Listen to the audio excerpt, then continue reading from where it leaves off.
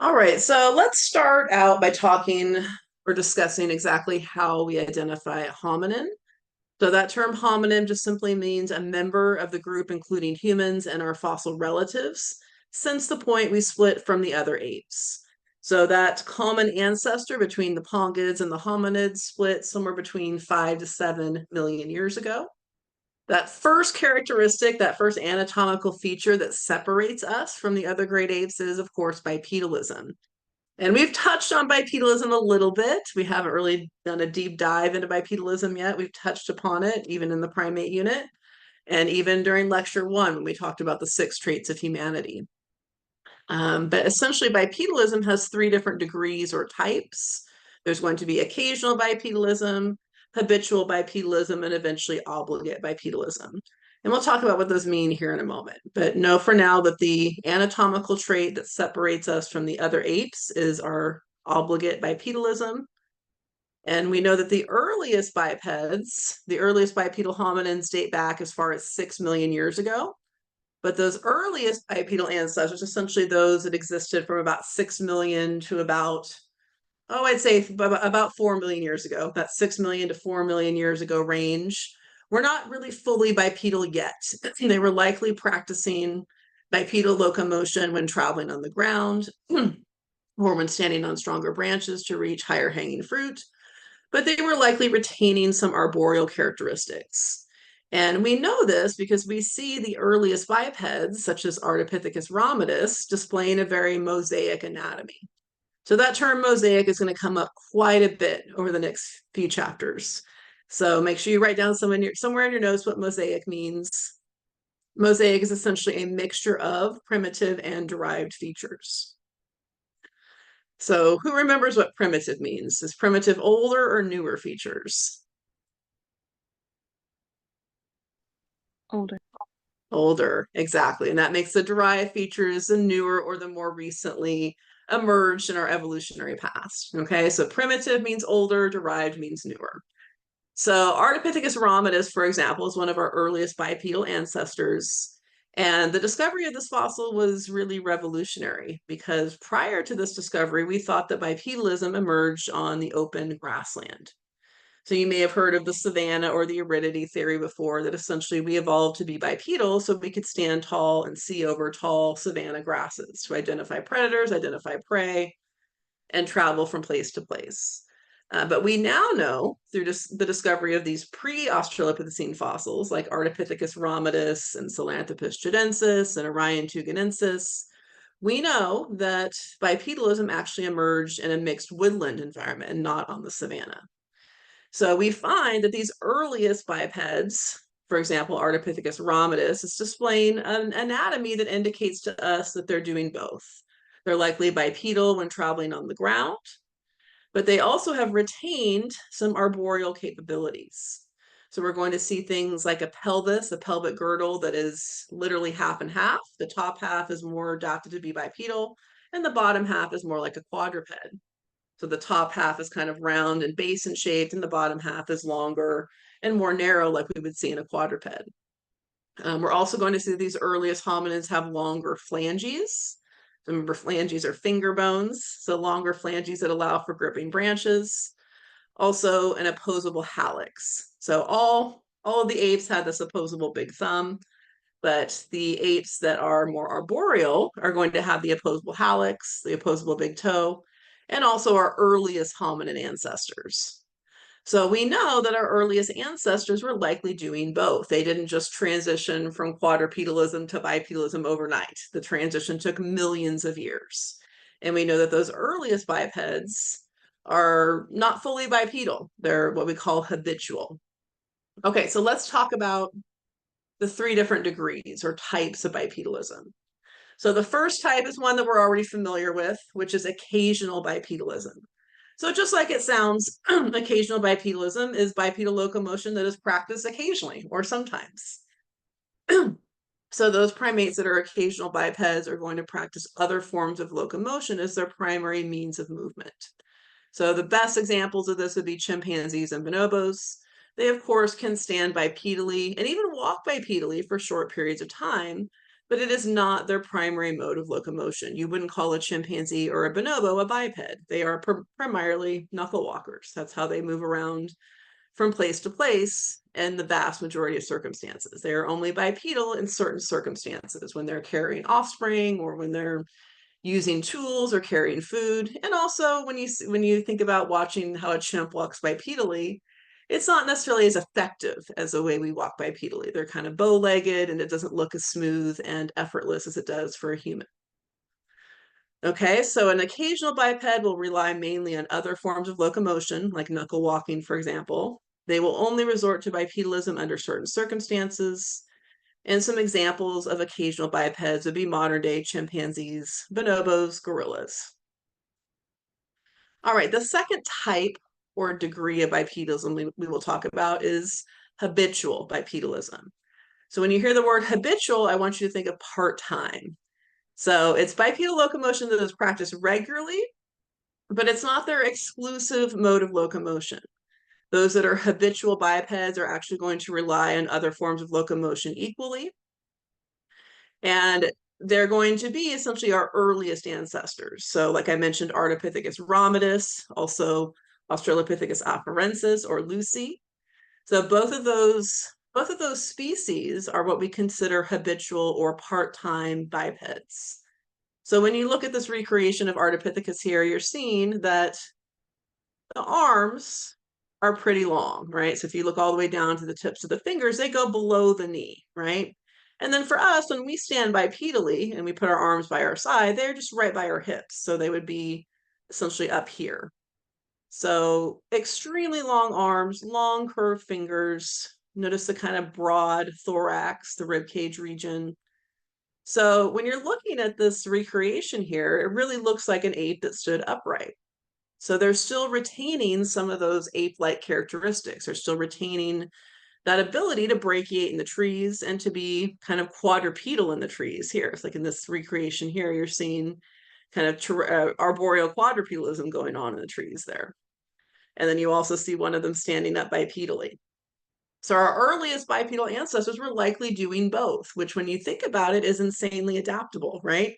If they're able to be bipedal and arboreal, if they can be terrestrial bipeds and arboreal quadrupeds, then they can exploit food resources on the ground and in the trees, right? Which is only good news for them. Remember, in the game of evolution, diversity always wins. You want to be able to exist in as many habitats as possible, to exploit as many different food types as possible. You want that. You want to be able to be adaptable and be able to exist in a wide variety of habitats and eat a wide variety of food types. Okay. Also, it would allow you to escape prey more effectively if you're both arboreal and terrestrial. You can escape prey by just essentially moving to where that prey is not. If there's a terrestrial predator in your zone, then you move up in the trees. If there's an aerial predator in your zone, you move down to the ground. Because remember, these ancestors are not nearly as big as us. They're likely about 3 feet tall and probably weigh about half as much as a modern human does. Okay, so they're still worried about both terrestrial and aerial predators. All right, let's watch a little video clip. So this video clip is going to focus in on Ardipithecus ramidus and also the environment of Ardipithecus ramidus. So as you're watching this clip, I want you to pay attention to the anatomy. So anatomically speaking, why is Artie a creature in transition? Why is Artie mosaic? And what did it tell us about the environment? Why did this discovery kind of make us throw out that classic savanna hypothesis? So let's watch it and then we'll talk about it. Walking on two legs marked a huge change for our species. In fact, being almost exclusively bipedal makes us unique among our primate cousins. The question is, how did our ancestors start spending so much time on two legs? A fossil found in Ethiopia revolutionized our understanding of this transition. I'm in Berkeley, California to meet Tim White, one of the leaders of the team that discovered Ardipithecus ramidus, Artie. The team was digging in the Afar region in Ethiopia. Then, in 1994, a graduate student named Johannes Haile Selassie found a fragment of hand bone in 4.4 million year old rock.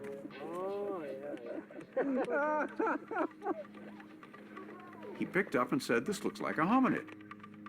So we scraped and brushed that surface, and we found some of these hominid hand and foot bones in place. And so we focused on that little hill.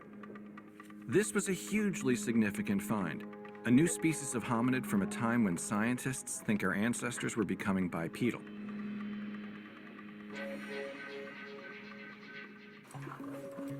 It took experts about 15 years to fully piece her together.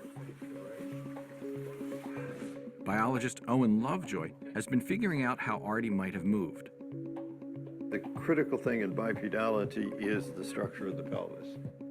The pelvis was crushed during fossilization. From its reconstructed form, the team was able to deduce how Artie likely moved. This is a plastic structure that's produced by a three-dimensional printer. Cool. The top part of Artie's pelvis looks more human. The hip bone is short and broad, a key indicator of bipedalism. But the lower half is much longer than a human pelvis, more useful for climbing. It suggests that Artie was a creature in transition. She could walk on two legs, but not as well as you and I. Her feet support this idea. This thing had full grasping ability. So she has a grasping foot that can walk. Yes. It was a mosaic of anatomy that had never been encountered before.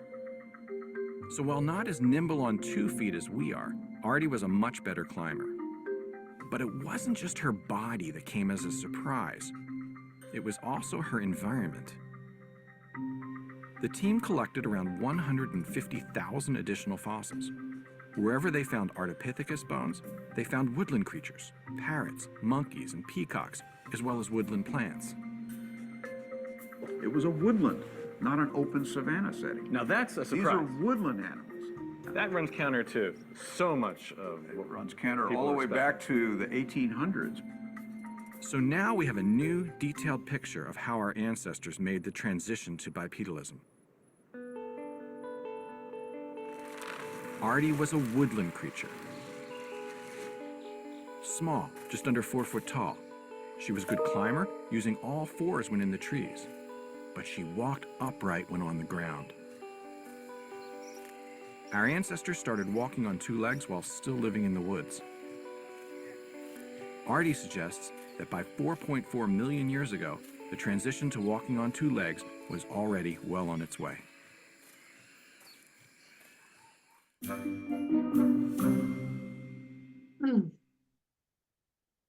All right, so anatomically speaking, physically speaking, what about Artie makes her a mosaic, makes her a creature in transition? Her like they said, the top of the pelvis was similar to humans, but the lower half, which was much longer and more useful for climbing, and she also had that opposable thumb kind of climbing toe, but she could also walk. Absolutely, yeah. So her pelvis was a mosaic itself. The top half of the pelvis much more like a biped, bottom half much more like a quadruped, and also the ability to walk upright, but also have that opposable hallux for gripping the tree branches. Excellent. Okay, so what about the environment was kind of a shocker when they discovered Artie? What surprised them essentially? Were they expecting to find a bipedal hominin living in the forest, or were they thinking that bipedality originated on the savanna? Well, they were shocked that near her fossil and bones was also animals like parrots and peacocks, which are woodland animals. Yep. Exactly. So that was a big revolutionary moment in the study of the origins of humanity, because prior to this, it was thought that bipedalism emerged more about 3.5 million years ago with species like the Lucy fossil, which we'll talk about later on in this lecture. But we now know, which one of the many reasons I love this field is as we discover more fossils, more evidence, sometimes our theories and our ideas change. Okay, so it's certainly possible that the expansion of the grasslands led to a commitment to fully bipedal locomotion, but it was likely not the original evolutionary reason, because we know that there were plenty of at least partially bipedal hominins existing very successfully in a mixed woodland environment. Okay, so mosaic anatomy, mosaic environment, they kind of went together. Okay, so let's talk about the third type of bipedalism or degree of bipedalism, which is the kind of bipedalism we practice today, which is obligate bipedalism. So just think habitual, part-time, obligate, full-time. So this is bipedal locomotion that is practiced exclusively. So those that are obligate bipeds do not rely on any other form of locomotion, except when we're toddlers or we've had too much to drink, right? I know I have to fit in some silly jokes for you guys here and there. But all jokes aside, obligate bipedalism is relying exclusively on bipedalism. They're not relying on brachiation, no knuckle walking, no arboreal quadrupedalism. They're doing exclusively bipedal locomotion to travel from point A to point B. Okay? So essentially, this is going to be Homo erectus and onward. So actually, we won't even really get to obligate bipeds until probably the end of next week. Okay, because all the pre-Australopiths and all the Australopiths are going to be habitual or part-time bipeds. Okay, so we're going to see that Homo erectus and onward are considered to be obligate bipedal bipeds, which are full-time bipeds. So they exist from about 1.8 million years ago, of course, to present. They have anatomical features that are fully adapted to bipedal locomotion. So features like a long angled femur. This is Narukatome boy here, so long angled femur. So starting here where it connects to the pelvis, so the head of the femur, there's the greater trochanter there, and then has this nice angle down to the knee. Okay, we call that the bicondylar angle. And then their pelvis is short and broad. Okay, short, broad, bowl-shaped pelvis. So let's talk about the 5 features that are going to help us determine whether we're looking at a quadruped or a biped. And this slide just kind of introduces it, and then we'll talk about it in detail in the future slides. So you're just kind of writing down the five areas we're going to look at, and then we'll write down the details here in a moment. So the first area of the skeleton we're going to look at is the foramen magnum. So that's the hole or the opening where the spinal cord connects to the skull. That's the foramen magnum. The second area of the skeleton we'll look at is the spinal column or the vertebral column. So we're looking at C-shaped and a chimp versus S-shaped and a modern human. Then we'll look at the pelvic girdle and especially the ilium. So the pelvic girdle is just the pelvis, the entire structure of the pelvis. So the ilium is the top half of the pelvis, the ischium is the bottom half. The way to remember it, ischium kind of sounds like tushy, right? I know it's kind of silly, but that's how to remember it. Ischium is the bottom half where you sit. Ilium is the top half. So we're going to look at the pelvic girdle and especially the structure of the ilium. We'll look at the femur, that's the thigh bone.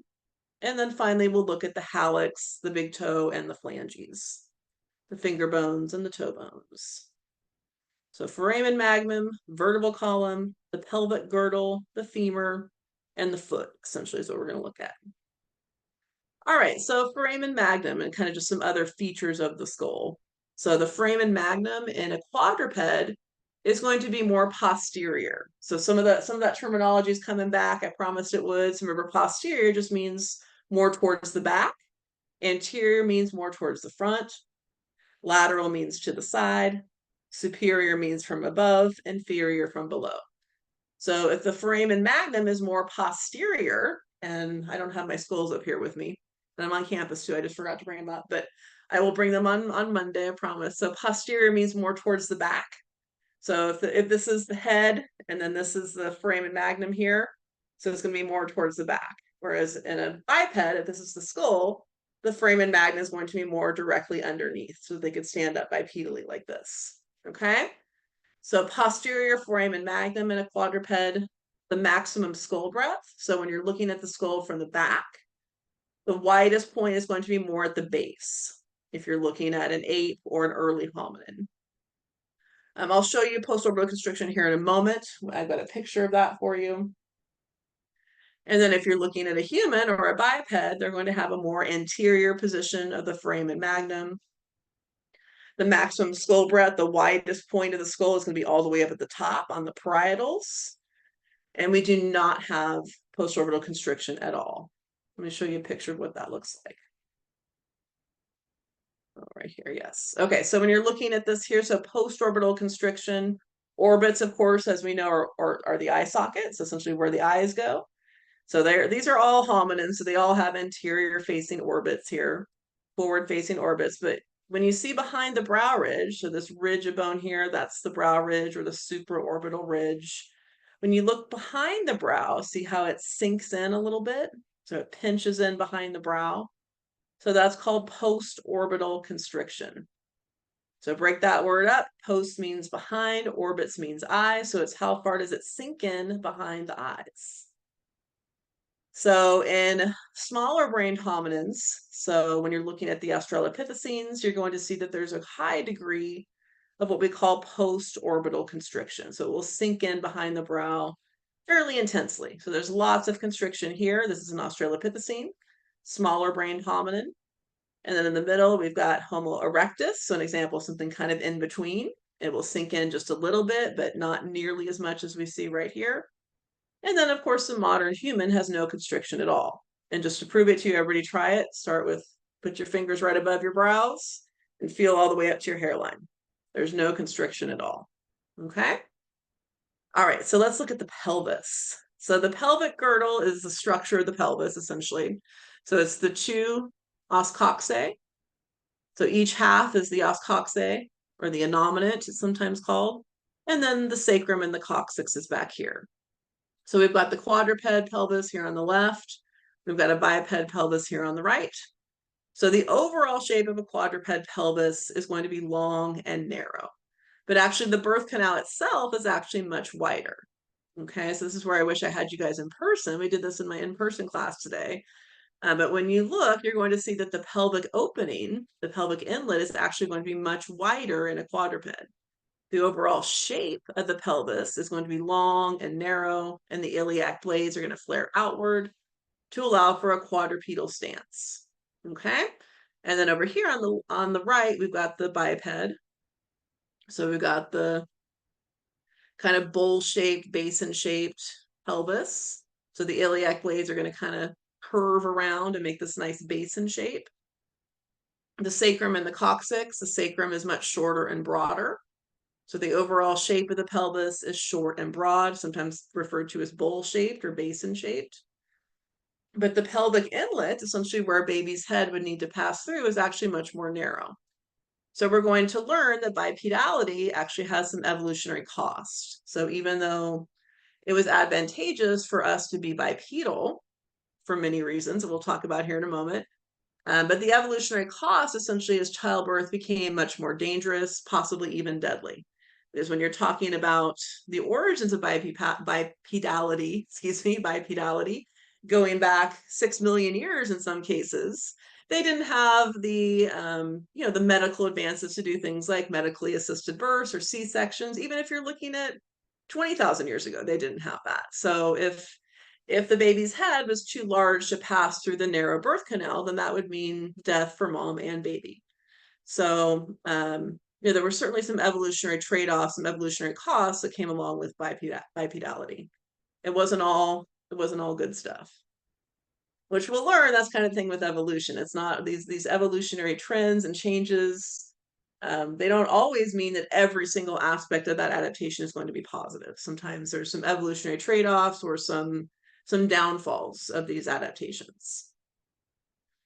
All right, next part of the skeleton we're going to look at is the femur. So that's the long bone in our upper leg and our thigh. So I know that the picture here is not the best. It's kind of washed out. But you see essentially you've got the biped femur here that is long and angled. We call that the bicondylar angle. And then we've got the quadruped femur right here that is short and straight. Also, the neck of the biped femur is much longer, whereas it's shorter in the quadruped. So, and also, I'll bring in some femurs on next week, but when you turn it over and look at the posterior side, there's a feature called the linea aspera along the back here. And that's going to be a really important connection point, an attachment point for the powerful muscles in our legs and in our thighs and our buttocks that allow for effective bipedal locomotion. Okay, we don't see that linea aspera, that ridge of bone along the back. We don't see that in the quadrupeds. All right, next part of the skeleton is the hallux slash phalanges. So remember the hallux. So we all have an opposable thumb, both the great apes and hominins, but it's really just the great apes and then the early hominins that have that opposable hallux. So you'll see that chimpanzees have it, bonobos have it, gorillas have it, orangutans have it, if we're looking at the apes. And of course, Ardipithecus has it. And Lucy actually has a semi-opposable big toe. But that opposable big toe, that's a leftover adaptation from being arboreal, right? Because if you're arboreal, or at least partially arboreal, you need to have grasping abilities because you're going to be spending at least half of your time in the trees where it's going to be advantageous for you to be able to grip onto these branches as powerfully as you can. Okay. So that opposable hallux or big toe is common in the earliest hominins like Ardipithecus ramidus, and it's a semi-opposable one in Lucy. All right, so bipeds, we have a non-opposable big toe. So essentially our big toe is in line with the rest of our toes. And we also have ligaments that bind our foot into arches that act as shock absorbers. But when you think about it, when you're walking bipedally, of course, all your toes are important, but your big toe has a lot to do with your effectiveness in bipedal locomotion, right? That big toe is kind of like your springboard. It's, your other toes are kind of helping out with stability and with balance, but your big toe is the most important for kind of that springboard action. All right, questions about how to identify or distinguish quadruped skeleton from biped skeleton? We're feeling good? Okay. All right, let's move on to the hypotheses. So essentially the explanations. Why did we abandon an arboreal quadrupedal lifestyle in favor of a terrestrial bipedal one? And of course, this transition did not by any means happen overnight. This is a transition that took millions of years. We see the earliest bipeds dating back as far as 6 million years ago, but we don't see fully obligate bipedalism until about 1.8 million years ago. So essentially that transition from habitual bipedalism to obligate took about 4 million years. And even today, one of the main reasons people visit a general practitioner is for lower back pain. So you could even argue that 6 million years later, we're not perfectly adapted to bipedal locomotion because we still have a lot of physical difficulties because of it, especially when we get past a certain age. All right, but we're going to talk about 5 of the hypotheses. There are, of course, many more than this, but, we're just kind of dipping our toes into this topic. So I don't want to make you guys learn every single theory that's out there. We're just going to cover 5 of them here in lecture. And there's some more in your reading. If you're interested in these theories, definitely check out your chapter 9 reading. They go into the ones we're going to talk about in more detail, and they go into some additional ones. The first one we're going to talk about, one of the most famous ones, is the savanna or aridity hypothesis. So like I mentioned earlier, it's that hypothesis that bipedalism emerged on an open savanna environment, right? So this idea that we stood upright to see over tall grasses, to identify predators, identify prey, be able to migrate more effectively. So it's looking really exclusively just at a change in the landscape, okay? Because about 3.5 million years ago, there were some climatic shifts that caused an overall drying and an overall expansion of the grasslands. So over time, the forest diminished, grasslands expanded in the region of Africa that we're interested in here, mainly Central and Eastern Africa, okay? So the expansion of the grasslands in Africa forced hominins out of the arboreal habitat and onto the open savanna, according to this hypothesis. So essentially the bipedal posture for both standing, walking, jogging, running became advantageous because the environment simply forced it to be that way, okay?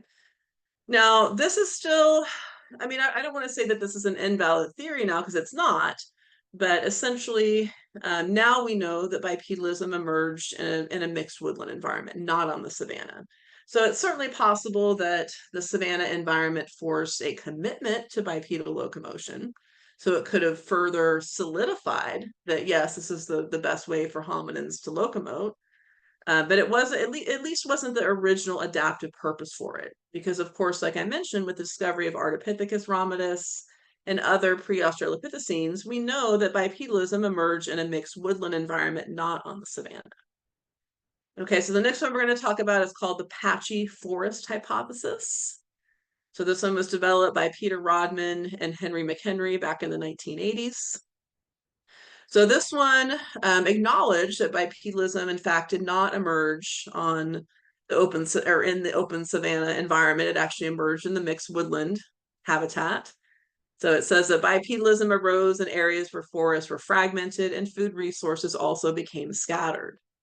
So as forest fragmented, bipedalism freed the hands to pick up food, allowing for both tree and ground food resources to be exploited, which, as we mentioned earlier, is incredibly adaptive, right? Because all of a sudden, their environment is mixed. We've got a mixture of forested and then some savanna. We've got both going on and everything in between.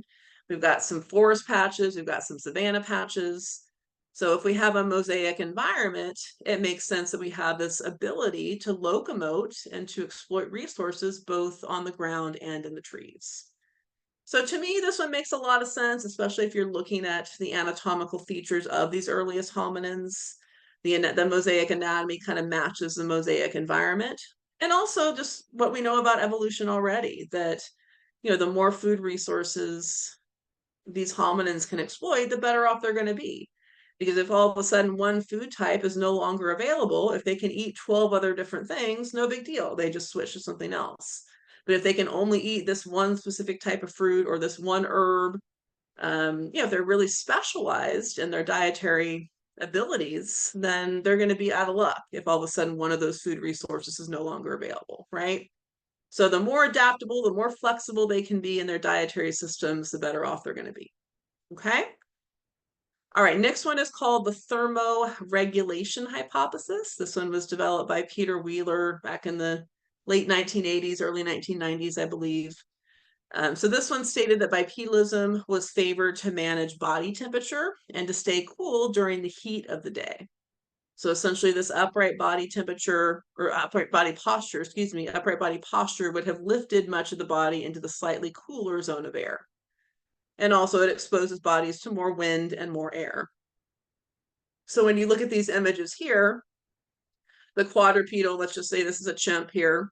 So you notice that just this quadrupedal posture means that as UV radiation is soaring down, it's hitting the head, the back, the neck, it's hitting the entire body of this chimp. And then in comparison, when you look at the solar radiation streaming down on the biped, it's hitting the head and it's hitting the shoulders. It's not, there's there's less body surface area being hit by direct sunlight. So it's essentially stating that a bipedal posture allows for more effective thermoregulation in a really hot and dry environment. So when you're standing upright, also you're in a slightly cooler region where you have more wind. You can be cooled off by wind more effectively, more efficiently. Okay, the other thing I like to bring up with this one is if you think about, here in Southern California, we're lucky. We have more of a dry heat. So when it's really hot out and we step into the shade, it is significantly cooler in the shade.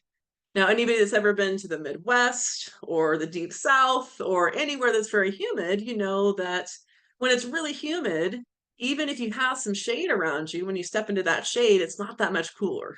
You maybe get a little bit of relief by the shade, but not much, right? So if you think about the climate, I mean, at this time it was a hot but drier hot, okay? So, I think this hypothesis, it actually has the same issues as the savanna hypothesis, because the savanna hypothesis is, of course, assuming that bipedalism emerged on the savanna. And this one, too, is also assuming that the overall environment is more savanna-like, because, of course, if we're worried mainly about how the sun is hitting us, whether it's hitting our entire back, neck, and head, or just hitting our head and shoulders, it's assuming that we're exposed to the sun. But if the environment was actually more of a mixed woodland environment, then these early hominins simply could have gone into the forested areas during the hottest parts of the day. They undoubtedly would have been smart enough to know, okay, it's the hottest part of the day. Let's go into the forest. So we're protected from the sun. And then let's go out into the savanna, when it's cooler out in the early morning and the evening time. Okay. All right, so this one's, I'm not saying this one's completely, off the wall, but it definitely has some issues. But again, a lot of these theories assume that there's one reason that we transition from quadrupedal to bipedal, but likely there were many. So it's very possible that many of these theories are at least partially correct. Okay, next one is called the provisioning hypothesis. This one was developed by Owen Lovejoy in the 1990s. So this one's kind of funky, kind of interesting too. It talks about mainly about resource partitioning and about sexual selection and sexual competition. So it's essentially looking at how freeing the hands was important and allowing males to assist females to more effectively gather and procure food. So essentially, food provisioning acted as a form of sexual selection amongst males for females. Okay, so, and we've learned about this a little bit already. I mean, as primates, we have exceptionally high caloric demands because we tend to be, higher, we tend to have larger bodies and larger brains, right? So the brain is a very metabolically expensive organ. So we need lots of calories to feed that metabolically expensive organ. And especially primate females, because oftentimes are not only supporting their own caloric demands, but also that of developing offspring. Okay.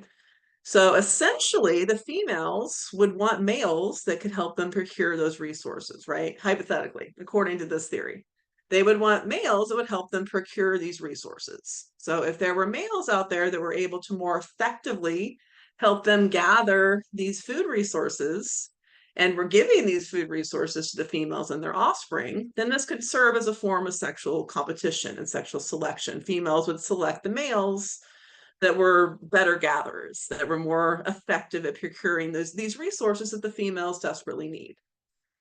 Okay, so this also would have allowed birth spacing to be reduced, since females would have to move around less and would have greater access to these food resources.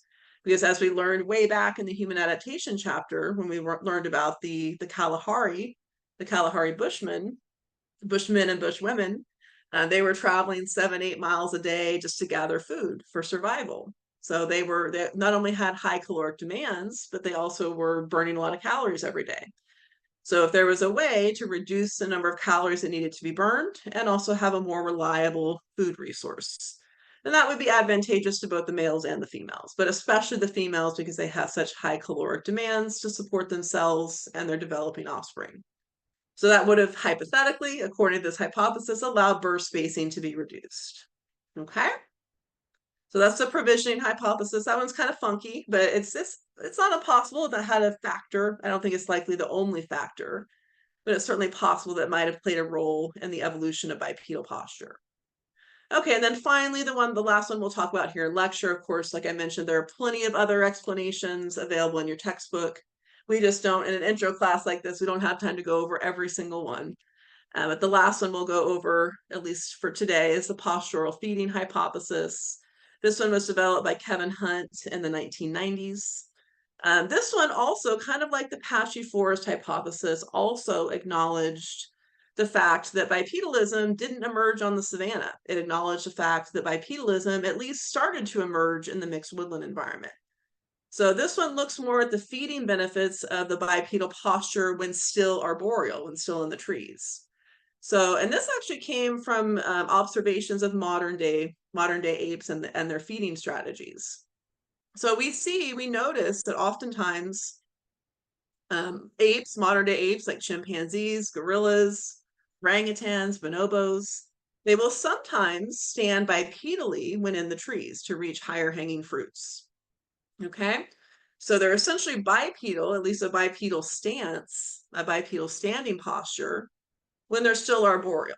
Okay, so it's stating this upright posture would have helped apes such as chimpanzees to more effectively reach hanging fruit in the smaller trees that are typical in the African woodland environments. Okay, so it's hypothesizing that early hominins became upright in order to stand on tree branches to collect fruits more effectively. Okay, and then this acknowledges that walking upright on the ground came much later. So it's actually taking the patchy forest hypothesis a step further and saying that bipedalism emerged in a mixed woodland, but that essentially it didn't even, that essentially they didn't even leave the trees when they started to be bipedal. They were still mainly arboreal. and standing upright to reach higher hanging fruits. And that's where we get the postural feeding hypothesis. So essentially, this walking upright came much later. So you could essentially say this postural feeding hypothesis could go along nicely with the savanna hypothesis, but you would just say that essentially the savanna hypothesis was when we committed to bipedal locomotion.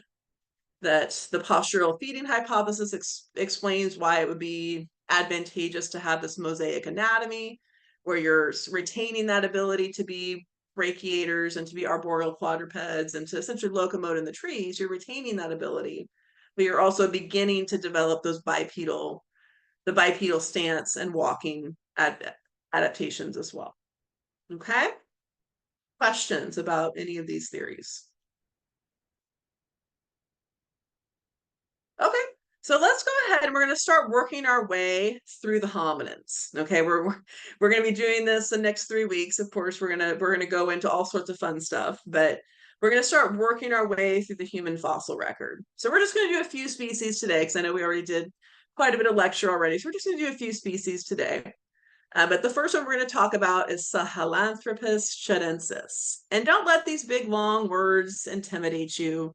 I will say them out loud for you several times, because I think it is really helpful. Just like when we were learning about primate classification, I think it is really helpful to learn how to pronounce these words. It makes them seem less scary. It makes them seem more digestible. So, I mean, you guys are, at home, or, if you're in a place where you feel comfortable saying these out loud, just double check and make sure you're on mute and practice saying these aloud with me. Okay. So this is the very earliest hominin. This one dates back about 6 to 7 million years, and it's considered to be one of the very first bipedal hominins. Okay, so this one is Sahelanthropus tchadensis. This one is called Sahelanthropus tchadensis. And one more time, Sahelanthropus tchadensis. So the TCH of the species name here makes the ch sound. So it gets that from where it was found. It was found in a country called Chad, which is in Central Africa. So southern ape from Chad, essentially, is what that word means. So as I mentioned, this one is considered to be very close to that divergence. So that divergence, the pongids, the other apes went off in this direction, the hominins and humans and our ancestors went off this way.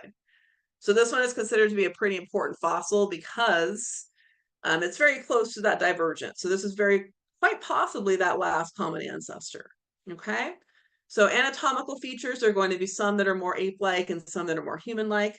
So we're going to learn that all of these pre-Australopithecines, and really all the Australopithecines too, are going to have a relatively smaller cranial capacity, right?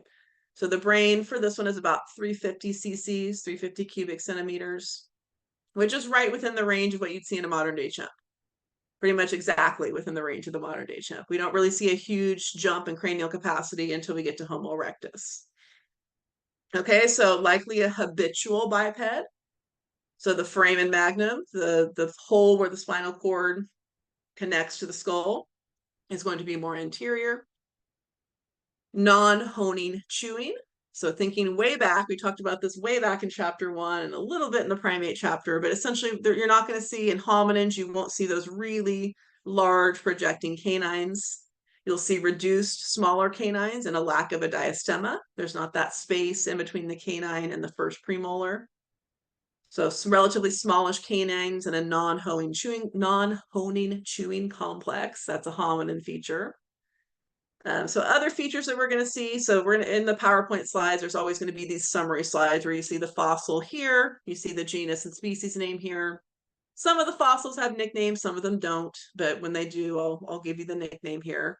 So this is, just to review, this is Sahelanthropus tchadensis. Sahelanthropus tchadensis. And this is dated 6 to 7 million years ago, which is considered very close to that divergence, that hominid-pongid divergence. So where the apes split from us, or the other apes split from us, I should say. The geographical area would be Central Africa. It would have been the habitat was forested by a lake. The features likely bipedal, but likely a habitual biped, so a part-time biped. So this particular species is considered the first to show evidence for bipedalism. Very close to that pongid hominid divergence. And we see what we call a mosaic of hominid-like and pongid-like features. So a mixture of more human-like and more ape-like features, essentially. So remember, mosaic just means mixture of. A really large, pronounced brow ridge. And also a relatively small cranial capacity, right around 350 cc's. All right, questions about Sahelanthropus chilensis? We're feeling good? Okay. All right, so this one is not on your worksheet. I'm just going to mention this one briefly. But this is Orion tugenensis. So this is another one that's considered a pre-Australopithecine, or essentially those species that came before the Australopiths.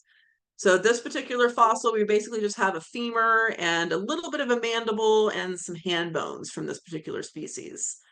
So this one dates back about 6 million years ago, and it was discovered in Tugen Hills, Kenya, which is basically Eastern Africa. So the anatomical features, likely a habitual or part-time biped, because in the picture here, when you look at the chimpanzee femur versus the fully modern human femur, and then we've got the Orion femur here in the middle. So you're going to notice that the femur of Orion is much more similar to that of the modern human. We've got the long neck, we've got the bicondylar angle, and then if you compare it to the chimpanzee has a relatively short neck, and it's lacking the externus groove here, okay? So it's, when you compare the Orion femur to the modern human, it has more similarities versus when you compare it to the chimpanzee. Okay, also likely habitual biped based upon the hand bones. There was likely still some retention of arboreal tree climbing. And the partially non-honing canines is more of a hominin feature. Okay. All right, next one we're going to talk about, which we've mentioned briefly already, is Ardipithecus ramidus. We'll say this one together a few times. This is Ardipithecus ramidus, Ardipithecus ramidus, and one more time, Ardipithecus ramidus. So this one has the nickname of Ardi, okay? So this is the one, this one was discovered in the Middle Awash Valley in Ethiopia, so Eastern Africa region. The habitat would have been mixed woodland habitat. Date of this fossil is 4.4 million years old, and they actually uncovered about 80% of this fossil, which is huge. You don't normally recover that much of one fossil in one find, okay? Anatomical features, like I mentioned, habitual biped, because it already is quite literally a creature in transition, very mosaic anatomy. When you look at this artistic reconstruction, the arm bones, extremely long in comparison to ours. Their fingertips go down to below their knee, whereas if we put our hands down by our waists, our hands basically just go to our hips, right? But this arm is exceptionally long. So again, indicating that they retain some ability for brachiation. They have that opposable hallux, that opposable big toe, that also indicates that they retain some arboreal capabilities. And then, of course, the pelvis, the top half of the pelvis looking much more like a biped, bottom half of the pelvis looking much more like a quadruped. All right, so here's one of those summary slides for you. Ardipithecus ramidus, nickname is Ardi. So the date for this fossil is about 4.4 million years old. So this is considered a pre-Australopith species, because we don't see the Australopithecines come around until about 4 million years ago. So this predates the Australopithecines, essentially. The site would be Eastern Africa, basically, a mixed woodland environment, discovered by Professor Tim White in 1994. Although he spent nearly a decade examining the fossil before publishing. Features habitual biped, so essentially just part-time biped, spent half of their time in the trees, half their time on the ground, likely. Retained arboreal capabilities. Features like longer arms, curved phalanges, mosaic pelvis, non-honing canines. So that just means that their canines are smaller. So you can kind of see it here in this fossil. So their canines a little bit pointier than you might see in a modern human, for example, but you see that there's not a diastema. There's not a space in between that canine and that first premolar that allows those canines to sharpen against one another, okay? So reduced canine and non-honing chewing. And cranial capacity, a little bit bigger than what we see with Tumai, but not much, about 380 cc's, which is still right within the range of a modern day chimp. Okay, no evidence for tool use yet. Likely they were using tools just like chimps do, but essentially no stone tool use yet. And their diet would have been a lot like you see in modern day chimpanzees, probably mainly vegetation, fruit, insects, tubers, and maybe some inclusion of meat, but just occasionally. So likely omnivorous, but predominantly vegetation and fruit. All right, so I'm going to show you just a couple slides on the next one. So we're still on the same packet.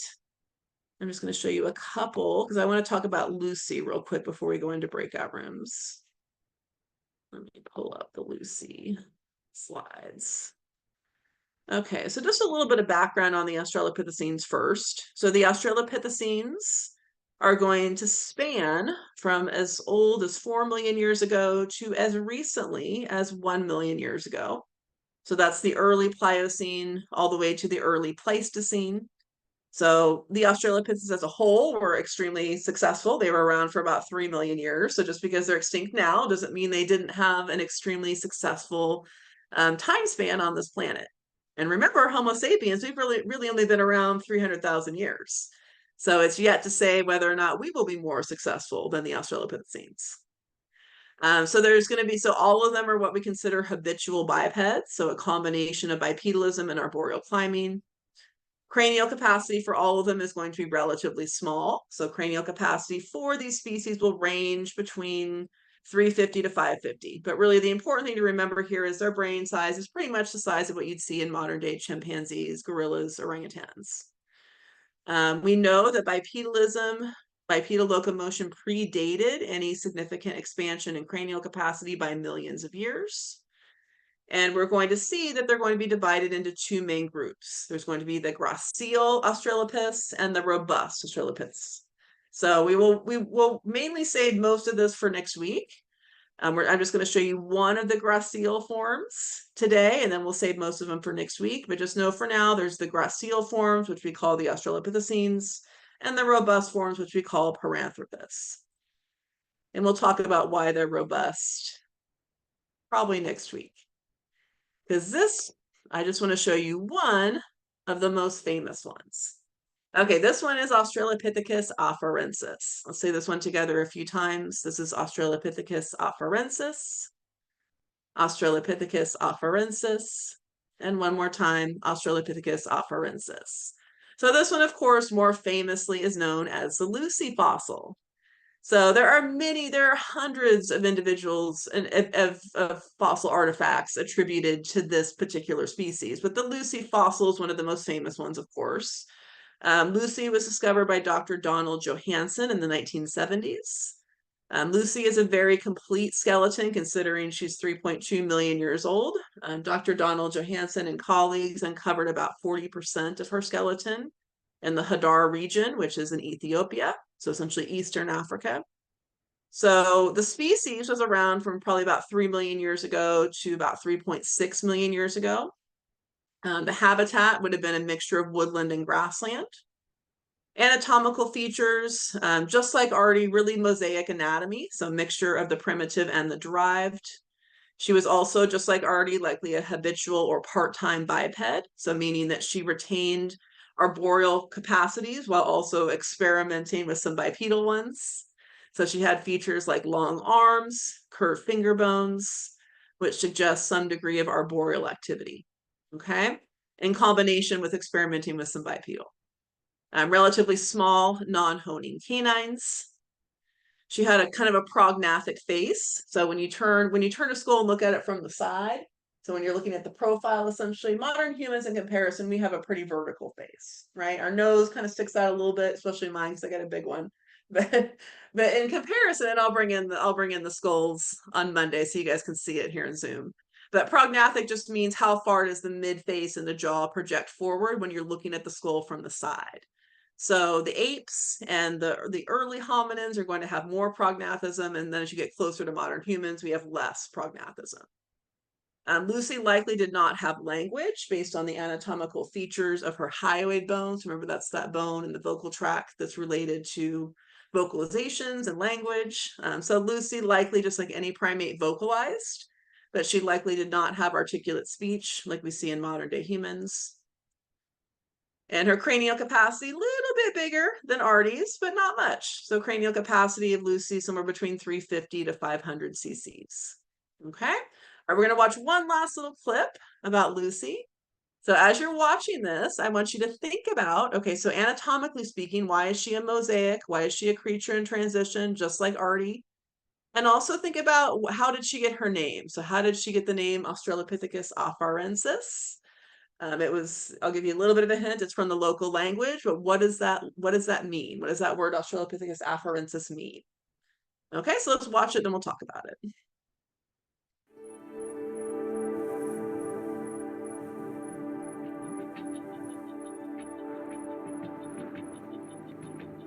So we're in the airport in Addis, and we're about to board this little plane and fly over the Lucy site, home of Australopithecus afarensis, with Don Johansen, one of my childhood heroes, who has one of the original maps he used to work this place. I mean, how utterly cool is this? Hey, Don. Here you are. How you doing? Great. Welcome I aboard. can't You tell ready you for how- this I am. I can't tell you how exciting adventure? Excited is one word.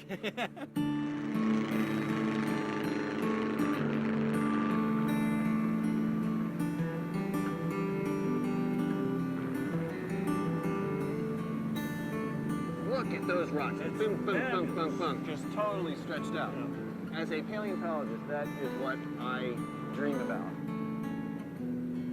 Now see the volcanic ash cropping out? That's 3.4 million years old. That is incredible. One of our unique characteristics is walking on two legs. The question is, what did our ancient two-legged ancestors look like? A fossil found here in the Afar region of Ethiopia gives us a pretty good idea.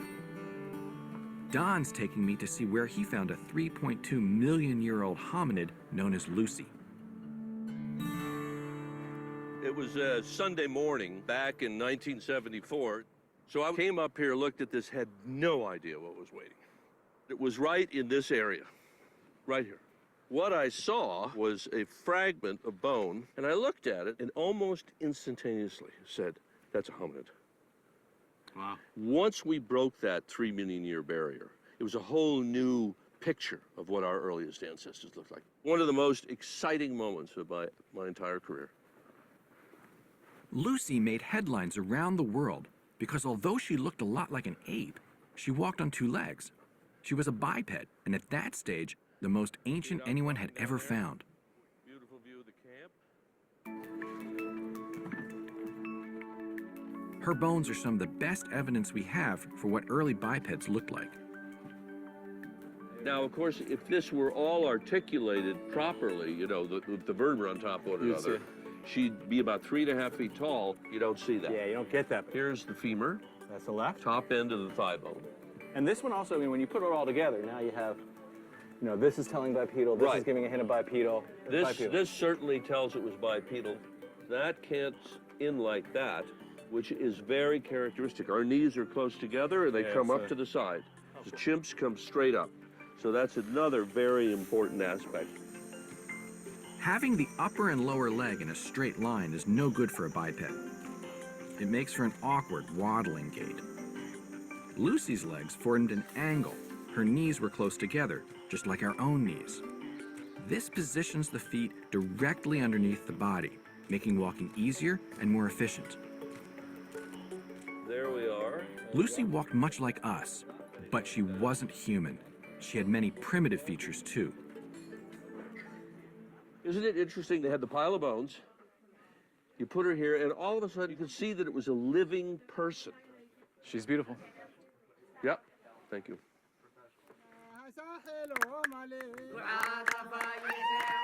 We named her after the people and the land. We named her Australopithecus afarensis, from the Afar region. So imagine if Lucy was here with us right now. What would she look like? Well, she'd be short. She's only about 3.5 feet tall. And the one thing that would be familiar to us, that she would be walking upright. But with those long arms reaching almost down to her knees. She'd probably have a very odd gait. And as she got closer, we'd see that she had a very ape-like face. I think in many ways she'd look like the ape that stood up. Yeah, amazing. You know, Yeah. like the ape that stood up. Yeah, that's amazing. Lucy gives us a glimpse of a key moment in our evolutionary history. She tells us that by 3.2 million years ago, our ancestors had committed to walking on two legs.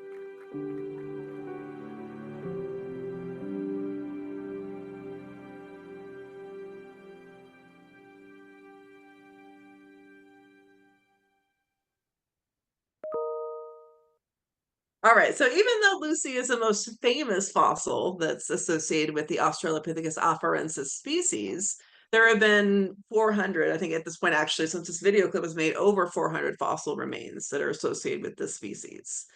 So I'm going to have you guys go into breakout rooms for a little bit. So I want you to answer those 6 questions that I proposed that you were going to focus on during the film. So in class on Monday, we watched the Origin of Us film. So focus on those 6 questions. And I also want you to, if you finish with